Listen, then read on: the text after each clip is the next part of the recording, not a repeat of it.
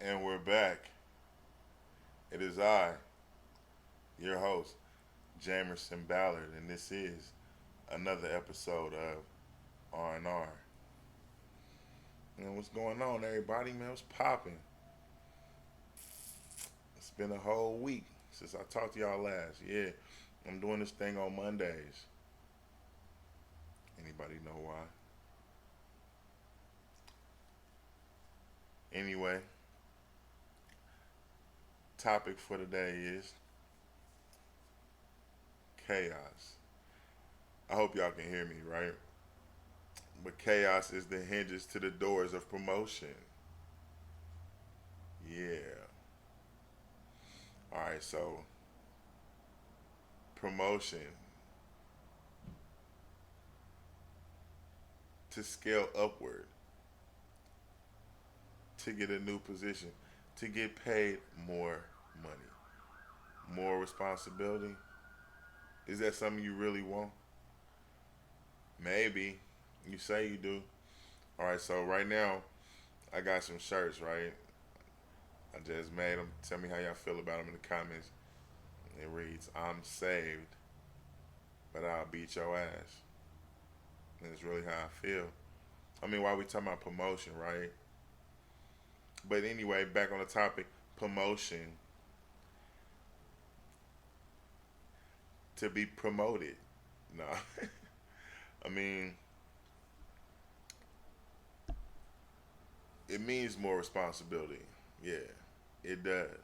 And a lot of you want more money, but you want to do less work. Like, I don't know if people understand that once you ask for a promotion, right, it means they're going to look at you a lot closer. I mean, if they wasn't really looking at you and you feel like you've been getting through, you've been getting by, and you ask for a promotion, oh, now they watching you now. Say you was 5 minutes late every day because you felt like you could be, but you went in there and asked for a promotion. Oh, now they noticing that. They probably already noticing, but now they really noticed it. They're making notes of it, and you brought attention to yourself because you asking for something, but you really not ready for what you asking for.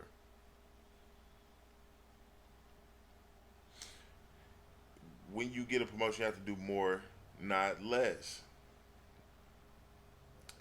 That might come as a surprise to some of you. Shouldn't be. Shouldn't be. Right?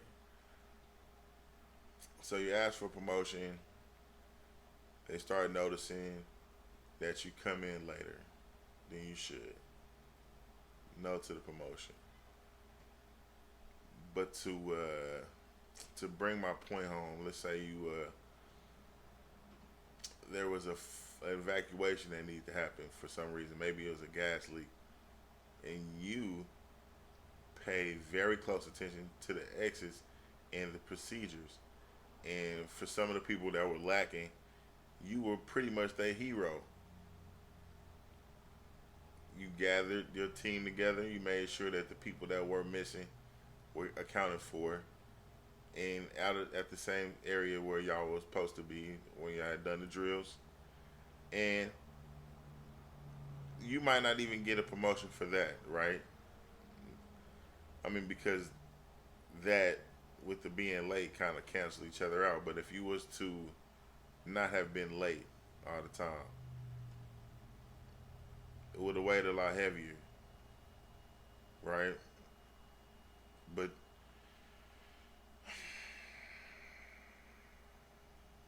ideally, when chaotic situations happen and you rise to the occasion, like we just described, there's promotion in that because when you're required to be more responsible under pressure, you rose to the occasion, and that counts for a lot. A lot of people aren't able to do that. They just kind of skate along, and we talked about that in the previous episode. But we here in the Capital Letter Club, we're not trying to get down like that. You know, me personally, I go above and beyond. Um, and yeah, getting paid for it is something I look forward to. But a lot of what I do, it ain't necessarily for to get paid for it. It's just who I am, and I have to credit my uncle Alvin for that because I'm what is called a giver, and it probably depends on who you talk to. But at the same time, um, when you are a giver, um, in order to not be taken for granted, because you're going to give, you just have to give regardless, um, and but not give to the point to where it's going to do you harm, right? I always save some for what I got going on at home, whatever it might be, whether it be the significant or whatever. I mean, but I give 110% when I'm in my craft or when I'm working or involved in any projects. At the same time, though, I make sure not to burn myself out to the point to where I'm not no good when I get off of work or through doing the project. It took time for me to learn how to do that, though. It's not something that I just did right off the bat. You know what I mean? Because again, failure is a part of life, and the goal is not to not fail.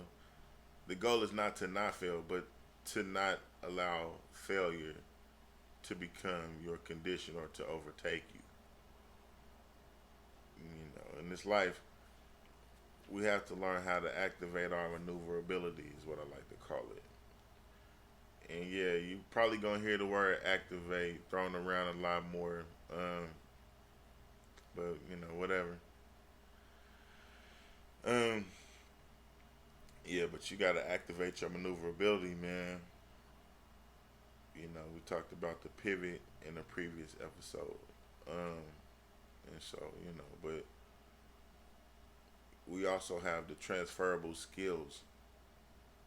Those are things that you are good at, and those skills are good for when you're at work, but you might be able to transfer some of those skills to when you're not working or vice versa. So if you're a good problem solver, you might be smart enough to get a job where you solve problems for a living, but you would also be able to use that skill in life, in your regular everyday life. But yeah, definitely want to activate your maneuverability and you know pivot. Just because things are going crazy around you does not mean that you have to go crazy too. Keeping a cool head is it's a it's it's a skill. I'm reading a book now that talks about whenever something is going wrong, you shouldn't be able to tell that something is going wrong. That's a lot more difficult to do for some than others. But I imagine it would require an extreme amount of emotional intelligence, which a lot of you guys seem to lack. And that's shame on you for that. It's not being taught at the house, so can't necessarily blame you. But like I said, there's a book called "The Way of the Superior Man" that will probably help a lot of gentlemen and even women with that issue. At any rate,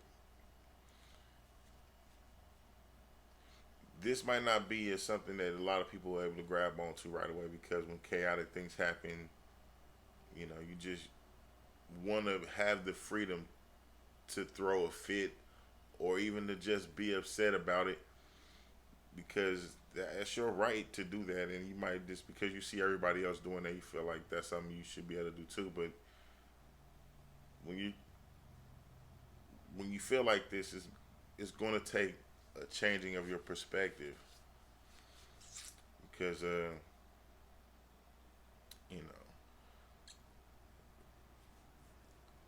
and you could call it opportunistic, but it's just the fact that there is an opportunity to gain where is an extreme amount of loss or chaos happening. And I say gain, but I mean like it's still work to be done. Now some work, I mean, it depends on how you feel or how you think. Well, you'll be able to get paid for it, and others you'll just be able to get recognized if that's what you're looking for. But at any rate, if you were the type to want to do a cleanup business or something, and because I stay in the Midwest and there's tornadoes, and you might look at a tornado as a horrible thing. One note, and another perspective is, man, I'm about to make a killing on these cleanups, and so that's just what I mean. Because you know, to become a like a merchant or like a person that sells goods and services as opposed to just a consumer, that's that's a switching of mindsets also. So that's something some more of us need to look into, come into it, because it's time to stop just sitting back and waiting for somebody else to do the work for us. It's kind of ridiculous, because some of you are intelligent enough to do things, run things, and create businesses, but because you don't feel like you can or should have to, you're not aiming for that, and you aiming kind of low, and your life will reflect that because a lot of things that they don't teach you about in school is like how time is the great equalizer. You might do what's beneficial to you right now, and it happens quickly, but time will tell whether that was a good decision or the best decision for you in your future. You can't make decisions based on just based on what's happening right now, and that's how they get a lot of us because you're broke and you're making decisions based on you your immediate need, and you have to get out of that. I like to call that frame of mind survival mode. When you're in survival mode, you're a different person. You're not who you really are because you're making decisions based on your need, and your everything is immediate. You might steal because you're afraid of starving. You know what I mean?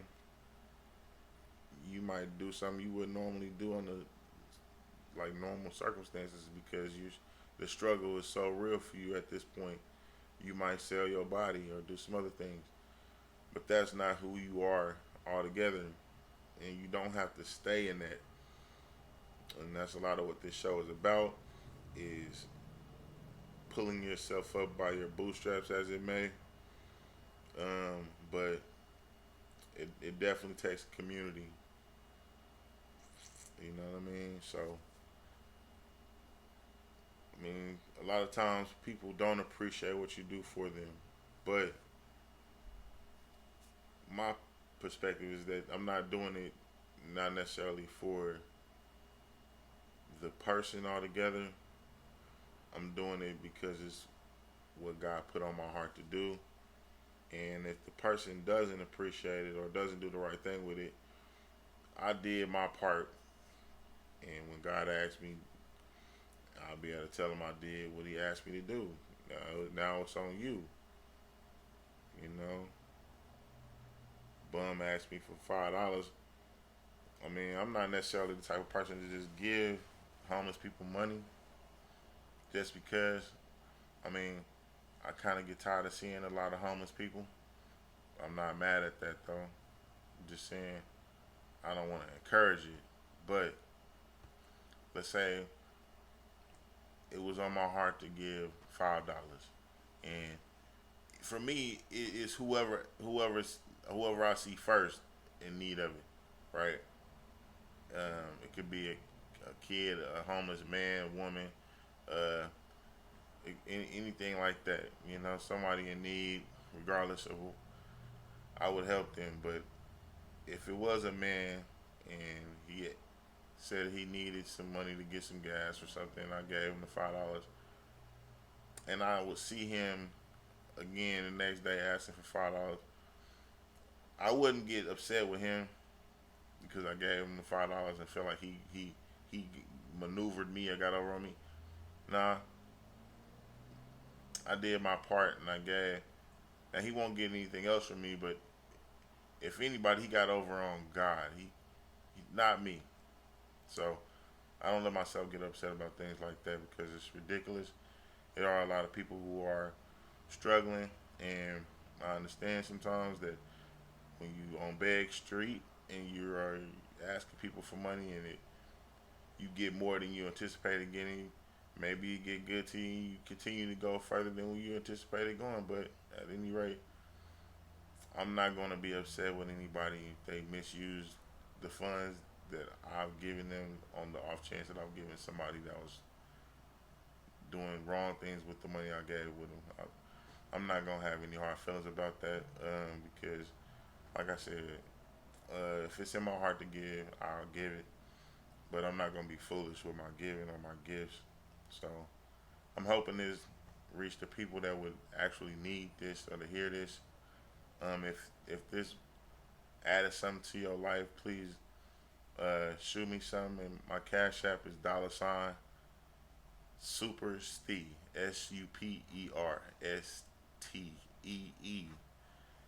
Um, and please have a great day. This is Jamerson signing off.